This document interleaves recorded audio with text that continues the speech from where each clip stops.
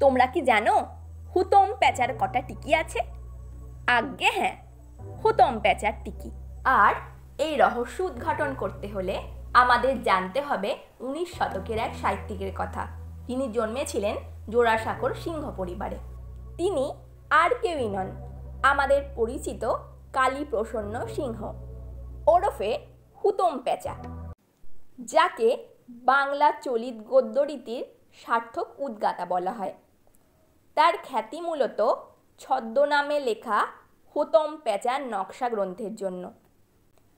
তবে ব্যক্তিগত জীবনে কালীপ্রসন্ন সিংহ মাত্র 30 বছর বয়সেই দোর্দণ্ড প্রতাপ জমিদারের তকমা পেয়েছিলেন। নিজের জমিদারিতে থাকা ব্রাহ্মণদের ভণ্ডামি রুখতে এক অদ্ভুত নিয়ম বের করেন। তিনি শর্ত দেন, যে ব্রাহ্মণ তাকে তর্কে হারাতে অক্ষম হবে তিনি তার টিকি কেটে নেবেন। যেমন কথা তেমন কাজ। এক এক করে প্রায় 51 জন ব্রাহ্মণ তার সঙ্গে তর্কে পরাজিত হয়ে টিকি খোয়ায়। তবে তিনি শুধু তাদের টিকি কেটেই ক্ষান্ত থাকেননি, নিজের আলমারিতে তা সাজিয়েও রাখতেন তিনি, আর তার নিচে চিরকুটে লিখে রাখতেন ওই সকল ব্রাহ্মণদের নাম ও ভণ্ডামির যাবতীয় তথ্য।